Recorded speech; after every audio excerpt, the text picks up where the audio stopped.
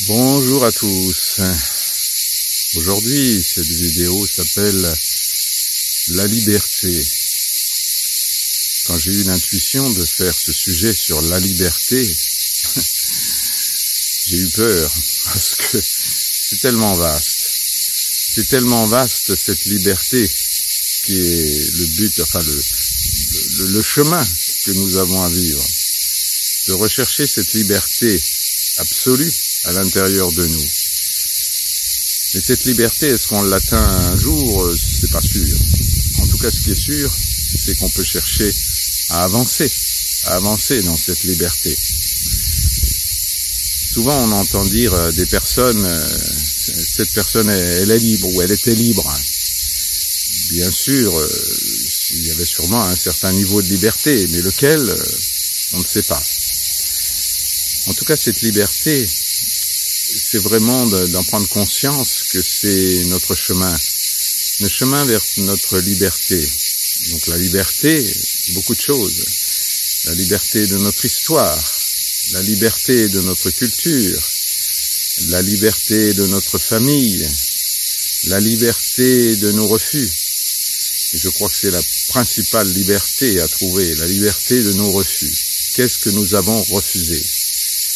Je rencontre beaucoup de gens qui ont tout simplement refusé d'exister. C'est-à-dire, ils sont sur Terre, bien sûr, mais ils refusent les lois divines de l'incarnation, qui est tout simplement une suite d'épreuves pour grandir, pour évoluer, pour que l'âme évolue, avant de retourner dans un monde plus subtil. Donc si on refuse ces épreuves, la souffrance qui va avec, et bien sûr, c'est qu'on n'est pas d'accord avec cette incarnation. Alors, ces refus, bien sûr, il y en a toutes sortes. Entrer dans la violence, c'est refuser la vie. Bien sûr qu'on peut avoir une mission d'âme, d'essayer de modifier, de corriger légèrement à notre niveau cette société, cette humanité, mais seulement dans la tendresse et l'amour, sûrement pas dans la violence. La violence, c'est vraiment quelque chose de l'opposé de la spiritualité. Bien sûr qu'à certaines fois, on peut être obligé d'utiliser une certaine forme de force face à quelque chose qui veut nous détruire, mais seulement si c'est vraiment justifié. Et à l'intérieur de soi, on n'est pas en violence. Souvent, cette violence, elle est en rapport au Père, en rapport à la Mère que nous avons eue, en rapport à notre culture, à notre histoire. Donc, c'est une violence qu'on reporte sur des autres personnes qui n'ont rien à voir là-dedans, d'ailleurs. Et c'est toujours un transfert de violence, j'appellerais ça. Donc ce chemin de cette liberté, c'est vraiment d'apprendre là où nous avons encore des chaînes, nous avons encore des attachements, car bien sûr l'attachement n'est pas juste, l'amour est juste, bien sûr. Le but de cette liberté, elle est obligatoirement dans l'amour. Il n'y a que l'amour qui libère, mais le véritable amour, c'est-à-dire pas de l'attachement. Et il y a une immense différence entre l'attachement et l'amour.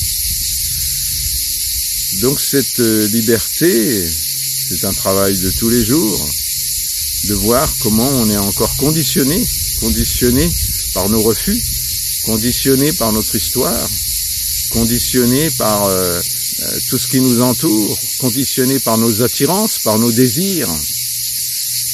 Ce n'est pas grave d'avoir des désirs. L'important, c'est de voir quelle force ils ont pour nous amener vers quelque chose qui n'est pas de l'amour, ou de l'attachement, ou de la vengeance, ou d'autre chose. Donc, c'est pas si simple. C'est pas si simple de voir d'où viennent nos désirs pour être libre de nos désirs, libre de nos peurs. Car derrière tout désir, il y a même pratiquement toujours une peur. Une peur de manquer, une peur d'être seul, une peur de ne pas être à sa place, une peur de ne pas avoir de place, de territoire. Donc tout cela, c'est des peurs. Et toutes nos peurs, elles n'ont pas à diriger notre vie. C'est pas grave d'avoir peur. L'important, c'est de ne pas être l'esclave de nos peurs. Donc cette liberté qui a besoin de il y a tellement de couches à découvrir, c'est notre chemin. Et tous les jours, la vie, exprès, nous amène les épreuves pour nous apprendre à découvrir là où on n'est pas encore libre. Et donc c'est un cadeau. C'est pour ça que le chemin, c'est d'être heureux dans le chemin et non pas au bout du chemin, car il n'y a pas de bout de chemin de toute façon. Donc de toute façon, plus on progresse, plus on découvrira d'autres épreuves. Donc il n'y a pas de chemin qui mène à une paix où il n'y a plus rien à faire, tranquille. Peut-être après qu'on a quitté notre corps physique. Ça, c'est une autre histoire. Mais sur Terre, c'est pas possible. Donc la paix, elle est dans le chemin, c'est-à-dire dans le sens de comprendre pourquoi on est là et qu'est-ce qu'on a à faire pour se libérer sans arrêt de nos peurs, de nos désirs, de notre histoire, de notre culture, de tout ce qui nous entrave et tout ce qui nous fait quitter ou éloigner du chemin de notre âme. Donc il y a beaucoup d'humilité à trouver, car souvent on se croit toujours beaucoup plus avancé que ce que l'on est, et c'est normal, c'est pas grave. Donc l'humilité nous ramène sans arrêt à la réalité, notre réalité, pas la réalité du voisin, notre réalité.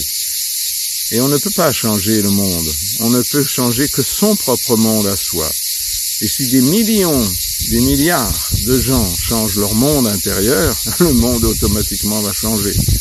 Donc ne vous occupez pas de faire bouger le voisin ou quelqu'un d'autre, mais vous-même.